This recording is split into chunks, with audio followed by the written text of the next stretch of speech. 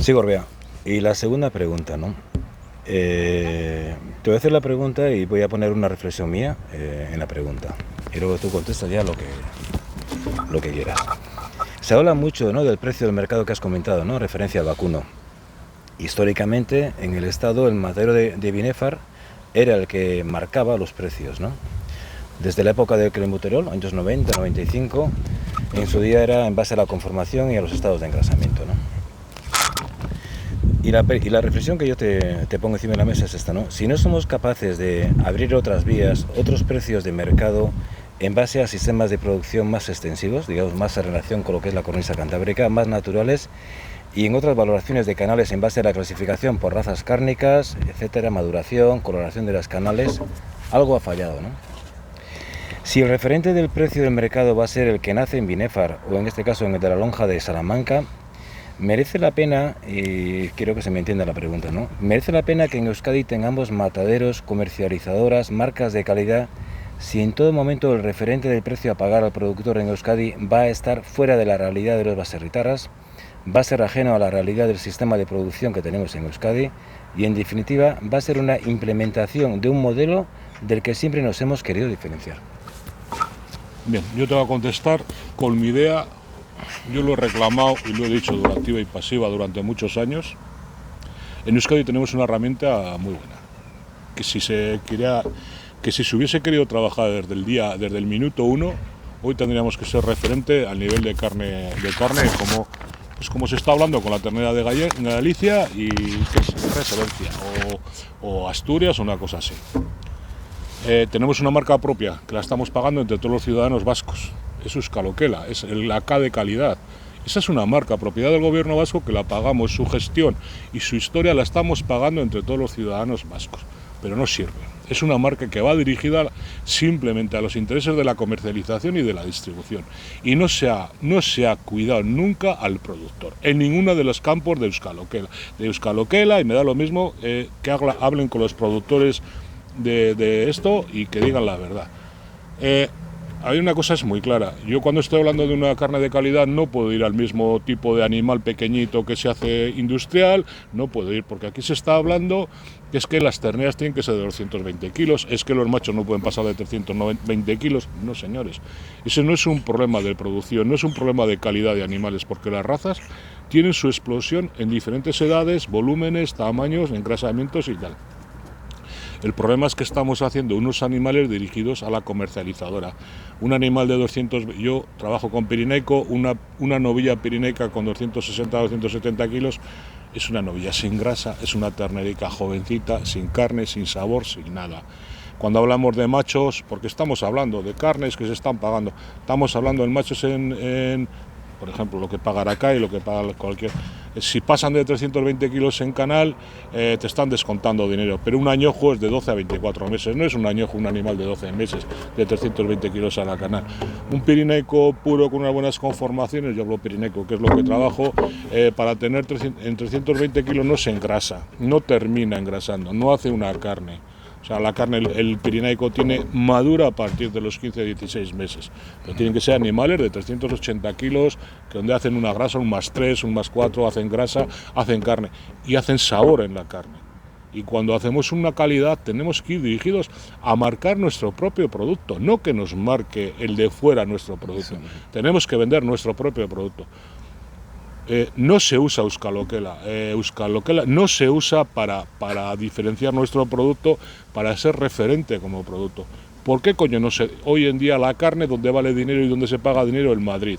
La carne de calidad, donde se paga, en Madrid. ¿Por qué no se puede vender Euskal-Okela en Madrid? Comercializar directamente en Madrid.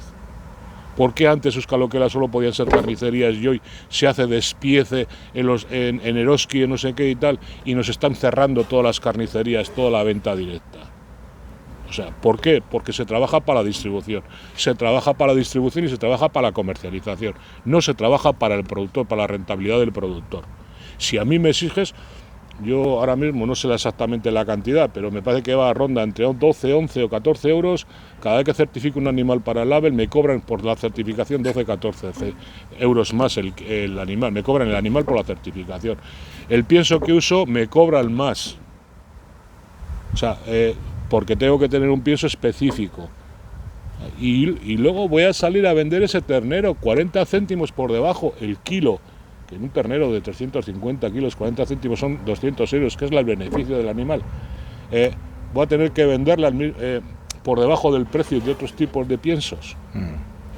Entonces vamos a cuidar lo nuestro, vamos a ser un poco gabachos y vamos a cuidar nuestro propio país, porque no vale vender la moto de que somos Euskadi, somos los grandes y no somos nadie.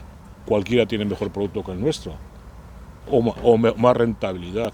Entonces, la diferencia. Luego es la diferencia en la producción, pero también tenemos que hablar la dificultad de producción que hay dentro de lo que es Euskadi. Porque yo he asistido a muchas reuniones y siempre se habla de que, sobre todo en la última legislatura que hay últimamente, es que nosotros estamos para apoyar las explotaciones rentables. ¿Pero qué explotación es la rentable? Una explotación de 200 vacas, un joven que le vas a poner con 200 animales, pero resulta que ese joven de 200 animales, para que tenga 200 animales, has cerrado 10 o 12 explotaciones de 30 vacas. Que lo que estás diciendo es que hay el doble de animales en esas 12 o 13 explotaciones pequeñas, el doble de animales que en una grande. Una grande será rentable, pero lo otro no es rentable. Estás manteniendo patrimonio, estás manteniendo que luego lo vas a vender en el turismo. O sea, que estás jodiendo tu propia herramienta. Y luego otra cosa, que si yo tengo una ganadería con 150 vacas y tengo 10 con 20 o 30, estamos hablando de que estamos multiplicando por 3 o por 4 el número de animales, estamos multiplicando por 3 o 4 el número de animales que van a ir a sacrificio, de kilos de carne producidos al final de año. Es que es toda una cadena. Es un sinsentido también, entiendo que es un sinsentido y tenemos un problema bastante grande a la hora yo creo que es ideología. Porque hemos creado unas infraestructuras que son cooperativas, creadas con dinero del ganadero, con dinero del productor, en el cual se ponen gerentes, muchos puestos a dedo, otros implantados, los cuales sus números van en base a defender y proteger la infraestructura, no al jefe o al amo de esa cooperativa. Porque yo quisiera saber todos, o si los ganaderos, si los agricultores, si todo el mundo sabe, normalmente cuando se monta una cooperativa, los 3 primeros puntos, ¿por qué se monta una cooperativa? Con una cooperativa se monta para comprar los inputs de producción más baratos y para vender el producto final que hace cada propietario más caro o sea, para sacar un rendimiento. Y nos encontramos pues que para hacer los números, para mantener la infraestructura, ¿qué es lo que hacemos?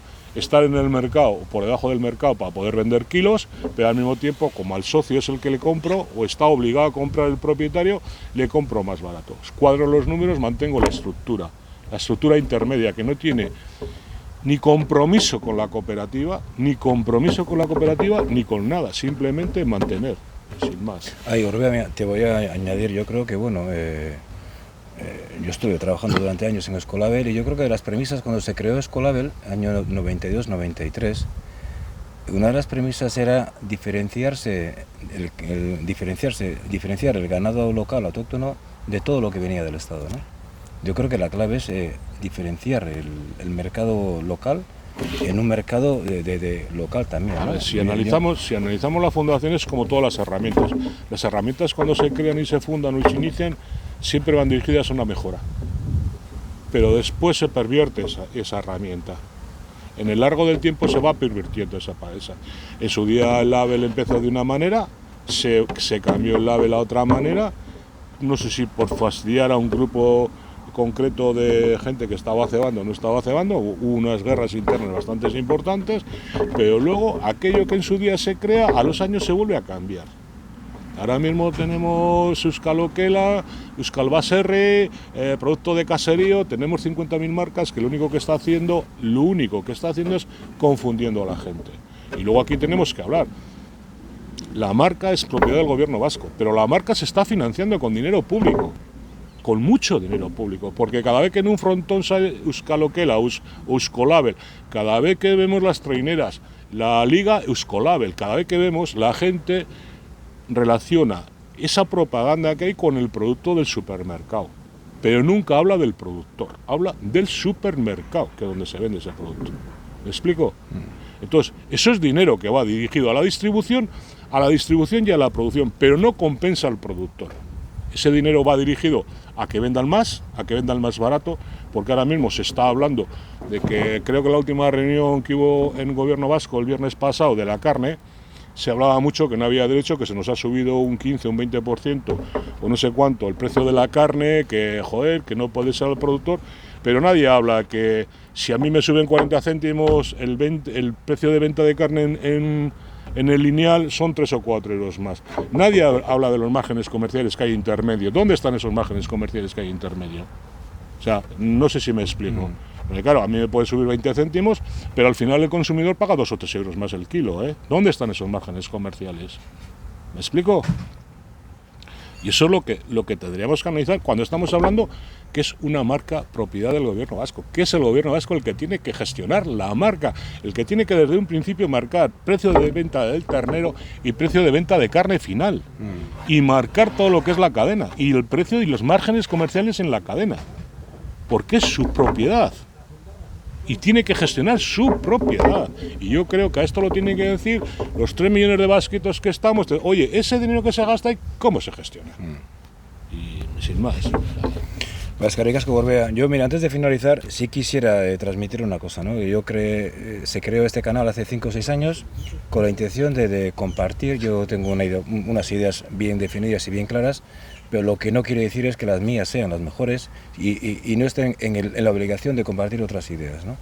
Yo en su día les dije también a gerentes, en este caso de Urcaico, que tenían este canal abierto para sus reflexiones, porque yo creo que son buenas, que se escuche todo lo que hay que escuchar en Euskadi, que también yo creo que son otros grandes fallos que hay a nivel de acertar en el tema de la comercialización del vacuno, y señalar esto, ¿no? Que yo ya he entrevistado a gerentes de matadero más de una vez, pero que todos tienen abierto este canal para preguntar y para reflexionar abiertamente como has reflexionado tú. Eskerrik asko, Gorbea. Mucho gusto. Hasta luego.